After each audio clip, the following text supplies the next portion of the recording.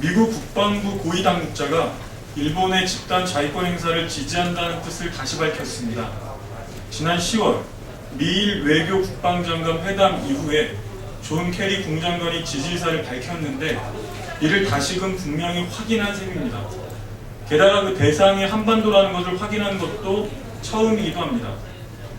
진보당은 거듭 일본의 집단 자위권 문제는 조금 더 용납할 수 없다는 뜻을 밝혔습니다.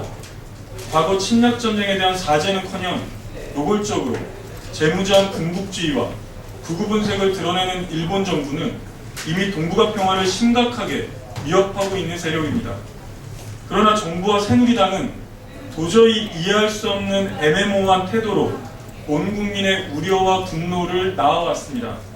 지금 필요한 것은 절대 불가라는 우리 국민의 목소리를 정확하게 미국과 일본에 전달하는 일입니다.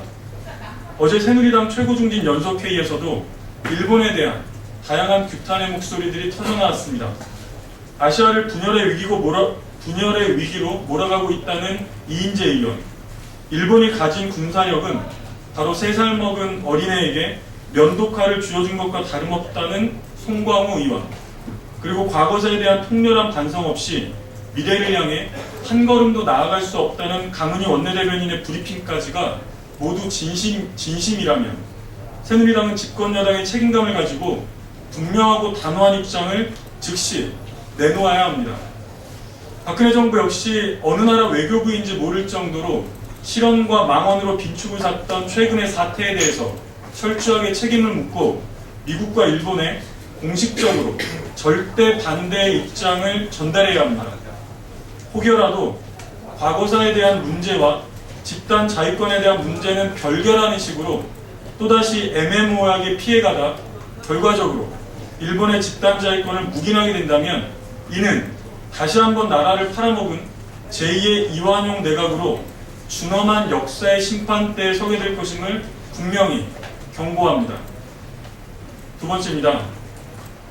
결과적으로 새누리당 정문원 의원의 실체가 찌라시란 말입니까?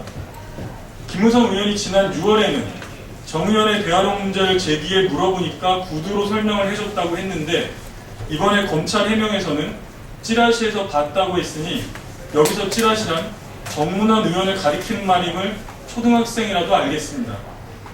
대통령 선거에서 악용된 정상회담 회의로 유출 사건을 둘러싸고 김무성, 정문원 의원의 행태가 날이 갈수록 가관입니다.